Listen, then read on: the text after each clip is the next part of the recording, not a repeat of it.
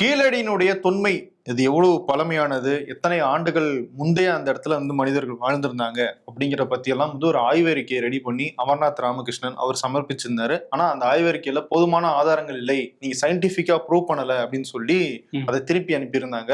அது வந்து தமிழகத்தினுடைய அந்த கலாச்சார தொன்மையை வெளியே கொண்டு வரக்கூடாது, வரலாற்றை வெளியே கொண்டு வரக்கூடாது அப்படிங்கிறதுக்காகவே திட்டமிட்டு செய்யறாங்கன்னு முதலமைச்சர் எல்லாருமே வந்து ஒரு குற்றச்சாட்டு வச்சிருந்தாங்க. ஆமா, மத்திய அரசாங்கத்து மேல. ஆமா, இப்ப வந்து இன்னொரு சான்று இருக்கு அப்படின்னு சொல்லி முதலமைச்சர் ஸ்டாலின் வந்து ஒரு பதிவிட்டு இருக்காரு.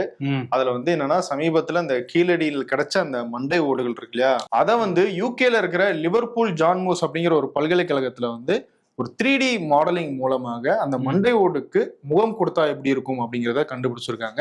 ஸோ 2500 ஆண்டுகளுக்கு முன்னாடி அங்க இருந்த மனிதனுடைய முகம் எப்படி இருக்கு அப்படின்னு சொல்லி 2 பேருடைய முகம் வந்து கண்டுபிடிக்கப்பட்டிருக்கு.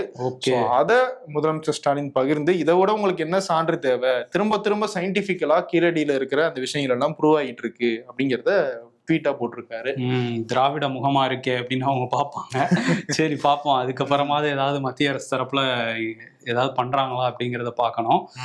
இன்னொரு பக்கம் மாநில அரசு ஒரு விஷயத்த பண்ணிட்டே இருந்தாங்க. அதுக்கு காரணம் மத்திய அரசு தான். அவங்க தான் வந்து மின் கட்டணங்களை உயர்த்த சொல்றாங்க, நெருக்கடி கொடுக்குறாங்க, அதனாலதான் நாங்க உயர்த்துறோம்னு ஒரு குறிப்பிட்ட பெர்சன்டேஜ் கடந்த 2 ஆண்டுகளா ஏத்திக்கிட்டு இருந்தாங்க.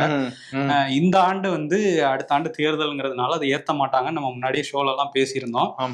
ஆனா ஒரு செய்தி வந்து பரவிக்கிட்டே இருந்துச்சு, ஜூலை 1 முதல் இந்த மாதிரி மின் கட்டண உயர்வு அப்படின்ட்டு. அதுக்கு வந்து அமைச்சர் சிவசங்கர் பதில் சொல்லியிருக்காரு.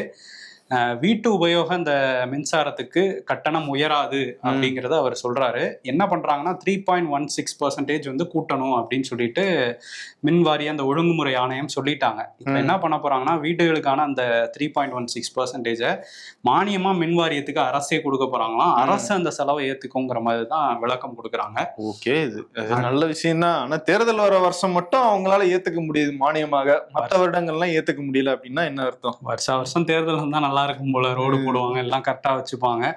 அடுத்த வருஷம் எல்லாம் சேர்த்து ஏத்தி விட்டுருவாங்களோங்கிற பயம் தான் நமக்கு. ஆமா, வேற அப்படித்தானே கணக்கு டாலி பண்ணுவாங்க. ஆமா, இதுல இன்னொரு விஷயம் என்னன்னா, அந்த மாற்றுத்திறனாளிகளுக்காக நாங்க நிறைய பண்ணியிருக்கோம் அப்படின்னு சொல்லியிருக்காங்க. அந்த மெரினால வந்து அந்த பாதை போட்டு கொடுத்த திட்டம், இப்ப இந்த உள்ளாட்சியில அவங்களுக்கான பிரதிநிதித்துவம், இது எல்லாமே வரவேற்கக்கூடிய விஷயம் தான். ஆனா சென்னை மாநகராட்சி என்ன பண்றாங்கன்னா, இந்த கடைகள் வந்து மாற்றுத்திறனாளிகளுக்கு ஒதுக்கணும். இப்ப மெரினால எடுத்துக்கிட்டோம்னா நிறைய கடைகள் இருக்கு, அந்த கடைகள்ல அவங்களுக்குன்னு இடஒதுக்கீடு இருக்கு.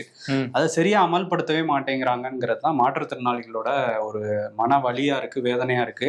எங்களை ஒரு மாற்றாந்தாய் மனப்பான்மையோட அணுகுறாங்க அப்படின்னு வந்து அவங்க சொல்றாங்க. ஸோ இதையும் வந்து கவனத்தில் எடுத்துக்கிட்டு மாநகராட்சி அதை சரியா பண்ணணும்.